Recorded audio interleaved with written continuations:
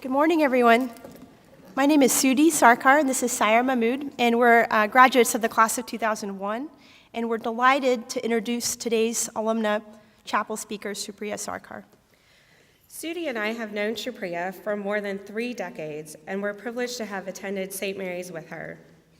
It was at this very school that Supriya developed her sense of adventure and became an independent thinker. We watched as this independence and confidence led to her setting goals and milestones for her life beyond the hallowed walls of St. Mary's. After graduating from St. Mary's in 2004, Supriya went on to Vanderbilt University, where she majored in neuroscience and was recognized for her devotion to community service. To fuel her passion for public health, Supriya moved to Bangladesh as a Fulbright scholar and later to South Africa as a research fellow to study HIV prevention, interventions, and treatment. She started missing us, so she decided to move back stateside and went on to obtain a master's in public health from Johns Hopkins University. After graduating, she worked in international health and helped design and evaluate national health programs throughout Africa and Asia. A few years ago, Supriya decided that she wasn't quite done with school and is currently a third-year PhD student in epidemiology at Emory University, where she researches resource allocation of HIV prevention and stares at crazy math equations all day. Please give us a warm welcome to Supriya Sarkar.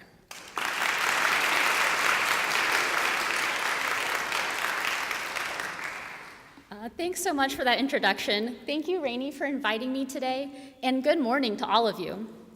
I recently realized that I have now been a St. Mary's alum for the exact number of years that I was a St. Mary's student. Now, this is a bit frightening because I started St. Mary's in junior kindergarten. However, the time away from St. Mary's has given me perspective about how this school has shaped me into who I am, and that's what I want to talk to you about today. When I was a student here, I always knew that I could grow up to do anything. My paths were unlimited. I recently found a list from when I was in middle school of potential careers that I wanted to explore. Here are a few from that list. 1, a National Geographic travel photographer. 2, the U.S. ambassador to the United Nations. 3, a federal judge. And 4, what ended up being the winner, an infectious disease outbreak fighter, which I now know is called an epidemiologist. My interests, as you can tell, were all over the place. But at St. Mary's, I was taught that I could go into any career and be successful. It was a great place to explore all of these paths. There was mock trial, Model UN, Youth Ledge, a ton of AP science classes. We could join bridge builders, volunteer with the March of Dimes, learn how to fundraise with a community fund. This list is reflective of the numerous opportunities and choices that we are given here as students. And by providing these opportunities, St. Mary's cultivates future leaders. My world at St. Mary's was all I knew before going off to college, just like it will be for many of you. Going to an all-girls school, there wasn't anything too out of the ordinary about it. I mean, there were a couple of things, like graduating in beautiful white dresses, playing in the mud every year for Derby Day, and getting a little too excited when MUS's a cappella group, Beg to Differ, would come and grace this very stage. Other than those few peculiarities, though, I didn't think that life after St. Mary's would be all that different. I just knew that being a girl was awesome, and that as a young woman, I felt empowered to achieve my dreams. So you can imagine my surprise when I found out that not everyone shares this view. After I graduated from college, I had the opportunity to move abroad for a couple of years. My first stop was Dhaka, the capital of Bangladesh. It was my first time on my own, and I was really excited about living in a new country. When I arrived, the top item on my to-do list was to find an apartment, which I didn't think would be that hard. So I'm in this new country, I'm looking for a place to live.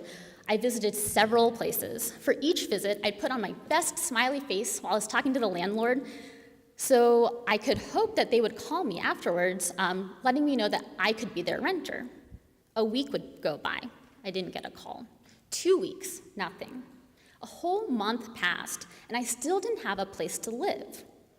I was getting pretty frustrated, living out of a suitcase, so I finally reached out to one of the landlords whose places I had visited, and I asked, "Is there a specific reason that you don't want me as your renter?"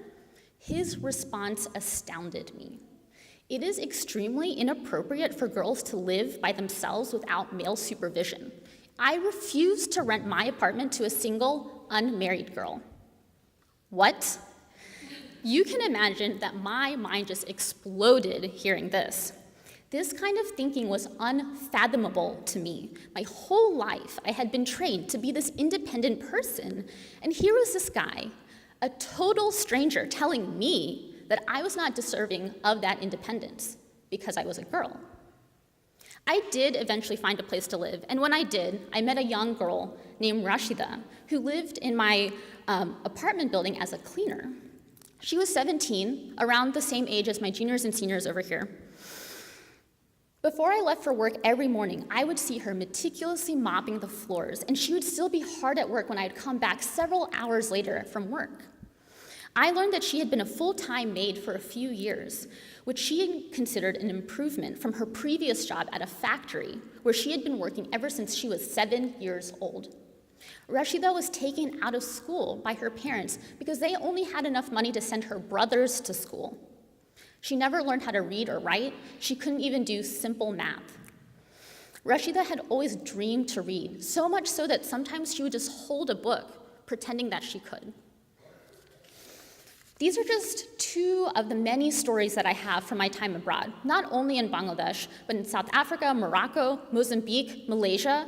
I had several interactions with young women just like Rashida, and I had my own experiences at work, at the grocery store, just walking around in my neighborhood that allowed me to observe the injustices that many women face around the world.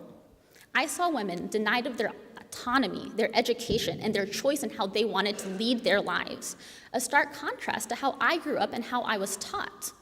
It made me so grateful for having grown up in an environment where women are able to live on their own, graduate from school, and then go on and become a photographer or a judge, and apparently even an epidemiologist. I was so affected by the stories of girls like Rashida that I felt compelled to do something when I moved back to the US. After completing my master's in public health, I joined an organization whose mission aligned perfectly with mine to improve the lives of women around the world. For this work, I was based in the US, but I still traveled a lot, working on solving problems that disproportionately affect women, like violence, stigma, infectious diseases, problems that impact their health and their livelihood. I collaborated with governments of these countries like Thailand and Zambia and Pakistan to find solutions to these problems. And I was and I still am very proud of this work. But the surprises were unfortunately not over. Here I was working to save the women of the world, but then I began to realize that many of the issues faced by women in these countries that I would visit are shared with the women and girls who live in our own country. These problems aren't always as extreme, but they were similar in kind. At work, I would sit in on meetings and conferences where I would observe something very strange. When my female colleagues would speak up to ask a question or to make a point, other colleagues, male or female, would often interrupt or cut them off. When my male colleagues were speaking, they were always able to hold and grab their audience's attention. A few years ago, many of you might remember that there was an Ebola outbreak in West Africa. Hundreds of people were dying every single day. My colleagues and I brainstormed on how we can contribute to the fight against this epidemic. I remember one meeting in particular around this time. Anna, a female colleague, provided wonderful and important insight about how we could fight Ebola. She had lived in West Africa for a very long time, and she understood the region very well. I had agreed with the idea, but she was mostly ignored by the rest of the group. Not 10 minutes later, Rob, a male colleague, offered the same idea. Everyone turned towards him, agreed with his great original idea, and eventually gave him credit for it. Anna didn't speak up, she didn't fight this, and she went along with the rest of the team, with Rob now at the head of the table. Now, I'm sure Rob didn't mean to steal or take Anna's idea. It's very possible that they both had the same great idea. What bothered me, though, was how the group reacted. When Anna brought up the idea, she was dismissed. When Rob brought up the idea, he was praised. This may sound insignificant, but I saw these small injustices all the time. Was I the only person who was not okay with this? Now, I told you that I'm an epidemiologist. There's a lot of math and statistics involved in my work, so much so that I still carry around my TI-89 calculator and use it most days. I'm gonna do a little numbers game with you guys. When I graduated in high school in 2004, only 2 out of the 23 US ambassadors to the UN, one of the jobs that I wanted back then, were female. In 2018, this year, right now, only 1/3 of sitting federal judges are women, even though 50% of law students are female. And even in my field of epidemiology, 75%, that is the vast majority of epidemiology students are women. However, men make up way more than half of epidemiology professors and editors-in-chief of our journals, which are the top and prominent levels of our field. That is an imbalance. As I thought more about the inequalities that women face both abroad and here in the US, I started talking to colleagues, and I heard firsthand stories and even witnessed myself of women being denied leadership positions, promotions, and higher salaries, even though they had very impressive qualifications. These women knew that they deserved these opportunities, but they didn't feel that they were able to voice their opinions. This whole time, I was focusing on gender inequality in other countries, but now I found myself trying to help women who are right around me, who are facing very difficult barriers. This world that St. Mary's had built for me then started to unravel in my mind because I knew now that not everyone lived in this world, a place where girls are treated fairly and equally, a place where girls know that they are capable, where they are confident. A place where only girls are in the top positions, whether it's the editor of the newspaper, the president of the government club, or the lead in the school play. It's always a girl. And that idea that girls can be leaders is a given at St. Mary's. It is commonplace. But my life since St. Mary's has taught me that this idea is not commonplace everywhere else. So we as St. Mary's students and alumni have an obligation to expand our St. Mary's world to the rest of the world, both abroad and here in the US.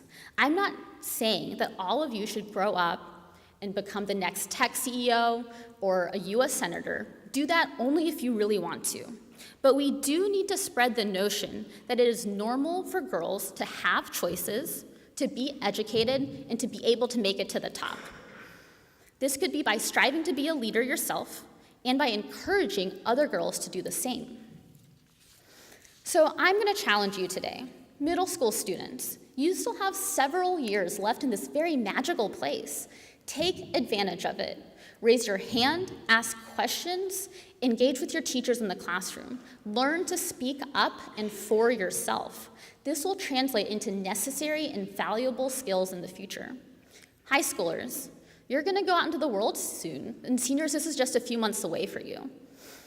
Take the confidence that this school has instilled in you and protect it, and make sure that no one takes it away from you.